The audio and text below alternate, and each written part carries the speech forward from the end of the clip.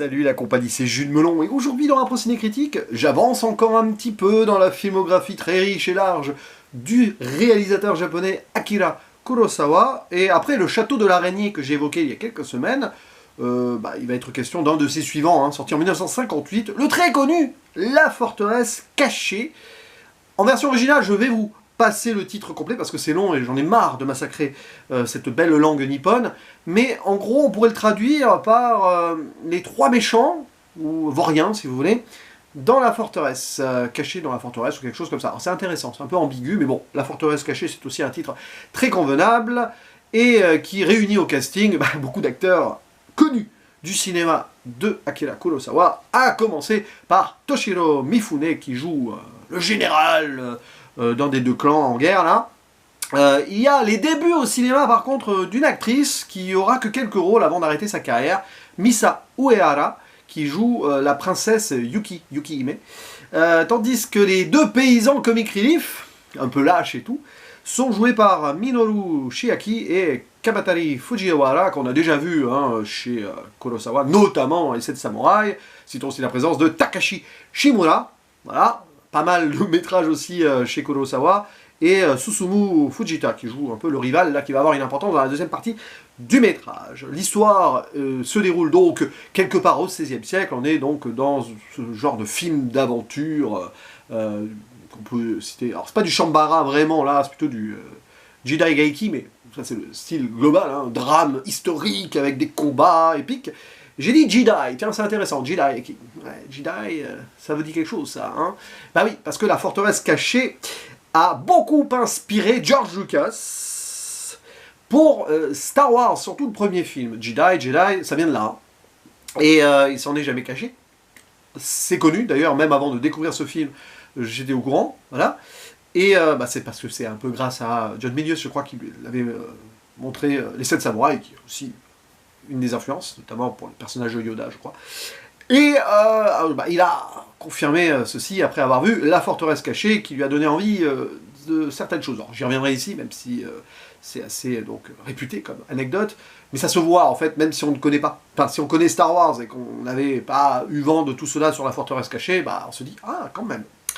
Et donc, dans ce Japon médiéval, on va simplifier, un peu plus que médiéval quand même, mais bon, voilà, on assiste à une guerre civile entre deux clans. Mais le métrage s'ouvre sur ces deux paysans qui reviennent en fait de leur expérience de soldats, très déçus, très lâches, un peu couards, et qui se disputent d'emblée. C'est assez amusant, ils sont en train de se chamailler, et là de suite on sent l'idée. Oui, C3PO et R2D2, autrement, mais c'est ça. Voilà. Et ils vont tomber donc sur cette bataille-là. Ils vont assister à une rébellion de soldats qui descendent les escaliers d'ailleurs. C'est intéressant ça parce que ça m'a rappelé un peu le cuirassé Potemkin, même si c'est très à part. C'est pas pareil dans la même approche, mais bon, voilà. Rébellion d'une sorte d'esclave, de peuple, là, je sais pas trop quoi. Révolte des esclaves, je crois, grosso modo, donc ça colle bien avec l'idée du cuirassé Potemkin. Et ils vont tomber après, donc, par truchement, sur un homme qui débarque comme ça, silencieux, sorti de l'obscurité. Le fameux Toshiro Mifune, général vaincu du clan Akizuki, qui se réfugie avec une princesse et quelques autres survivants dans une forteresse, la forteresse cachée, tout ça, et qui planifie la possibilité de reprendre en fait au seigneur Yamana ce qu'il a pris, parce qu'il a été vaincu, mais il ne baisse pas la garde et ne s'avoue pas encore totalement vaincu, voilà, bref. Et alors, stratégie, tout cela, sacrifice absolu d'un général qui a l'air noble, comme ça, quand même, parce qu'il est prêt, il a été prêt, il l'a fait, à abandonner sa sœur à un destin funeste, une sœur et tout, peut-être aussi Star Wars, mais là, pour le coup, la princesse Leia de ce film, c'est la princesse Yuki, qui est donc, avec son destin, le seul espoir, le nouvel espoir peut-être du clan Yamana, qui donc, il faut la faire survivre et retrouver, on va dire, l'endroit, etc. Il faut traverser les frontières, donc survie, mais avec ces deux paysans dans les pattes qui, en plus, ont trouvé de l'or. Voilà, donc ils sont très avides cupides. Et dans tout le film, ouais, ils vont forcément rester avec ce seigneur pour se protéger et tout, mais avec une seule envie, récupérer l'or, hein, caché dans ces fagots de bois, quitte à prendre la malle, etc. Mais le destin va toujours se rappeler à eux. Ils vont devoir faire des choix entre lâcheté et fidélité. Soumission peut-être, parce qu'on les voit, hein, quand même. Ils jouent un petit peu les esclaves. Ils sont utilisés par ce seigneur, mais à des desseins voilà, d'en profiter. Mais qui va profiter de qui, c'est la bonne question. Et derrière, il va y avoir tout un jeu stratégique, militaire, aventure, épopée. On va traverser un peu des espaces, rencontrer des gens. Et il va y avoir même un duel, alors pas au sabre, certainement pas laser non plus, mais un moment entre les deux rivaux là, que c'est bon ça. Ça dure plus de 5 minutes. Et alors je ne sais pas si ça aurait pu inspirer le combat Obi-Wan Dark Vador, qui est quand même beaucoup plus raccourci à la fin donc du premier Star Wars. Mais vous voyez l'idée. Bon, on va arrêter ici de parler de Star Wars, parce que l'important, c'est quand même ce film qui existe pour lui-même et qui existe surtout avant les donc, films les plus réputés de George Lucas. C'est très bien, toujours, encore. Et Kurosawa, on n'est jamais déçu. On est dans cette lignée, là, il revient un petit peu à ce côté épique. Bon, il l'était dans le château de l'araignée, mais qui était beaucoup plus dramatique en soi. Sombre, disons-le. Là, il y rajoute de la légèreté, en mixant un peu les choses, mais on est, on va dire, dans l'héritage des 7 samouraïs ici. Avec une certaine... un détachement peut-être supplémentaire avec ces deux paysans. Et c'est parfois... ce qui a pu m'agacer, c'est-à-dire que j'ai beaucoup aimé, mais avec voilà, ces deux comic relief qui, à certains moments, alourdissent l'intrigue. Mais c'est normal, ils alourdissent aussi, on va dire, l'aventure et la grandeur japonaise à côté. C'est-à-dire on a deux Japons, là. On a donc les héritages, voilà, généraux, samouraïs, tout ça, qui, avec le respect absolu, et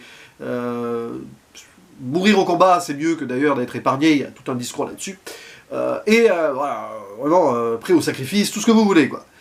Et on a ces deux-là qui en reviennent hein, de cette idée japonaise-là, parce que bah, on voit une certaine forme de peuple qui a été abandonné, déçu de certaines choses, pris dans ces guerres qu'il ne voulait pas. Ça aussi, c'est très Kurosawa. Et c'est vrai qu'il y a une poursuite des 7 samouraïs-là avec le côté plus théâtre comique, mais bon, théâtre japonais au sens large, hein, de toute façon, toujours chez Akira Kurosawa, avec ces deux, donc, joyeunerie par moments, c'est amusant, parfois, c'est d'ailleurs très pertinent dans le ton. Mais il y a aussi cette rupture par moment qui fait que quand on est dans les pics et tout, puis après avec eux, il y a un moment où on se dit ah, bon, mais c'est plutôt bien géré. C'est-à-dire qu'il mène sa marque jusqu'au bout, et avec une conclusion qui peut être douce amère ou pas, on ne sait pas, sur justement le destin de ces deux hommes et le destin de la princesse, de ce général, tout ça, hein, je ne dis pas ce qui se passe. Mais voilà. Et puis il y a le personnage aussi de cette princesse, qui pourrait être drôle d'une certaine manière, mais qui est surtout badass, comme on dit. D'ailleurs, elle apparaît la première fois habillée presque en homme hein, pour l'époque, en aventurière, c'est presque anachronique dans cet accoutrement, on pourrait y croire, hein, que ça ne collerait pas avec ce 16e siècle japonais, mais bon, pourquoi pas. Ça a inspiré beaucoup d'aventurières par la suite, alors pas que princesse Leia, bien sûr.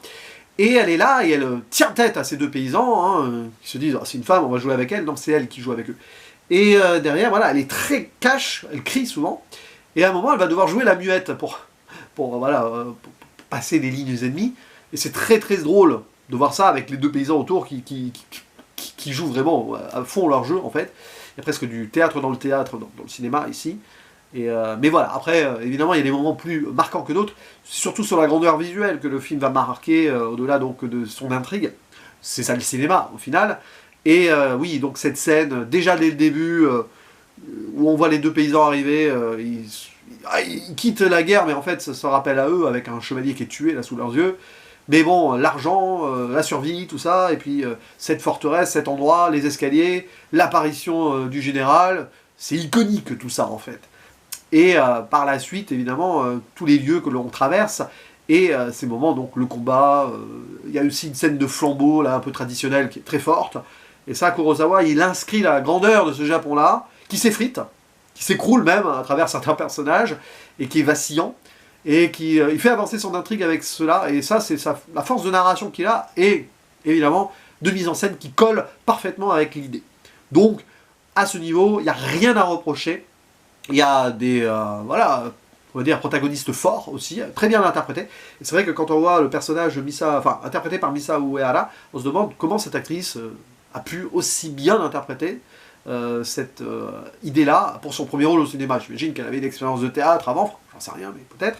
Et après, c'est vrai qu'elle a arrêté sa carrière en 1961, je crois, et bon, elle a vécu après sa vie. Voilà.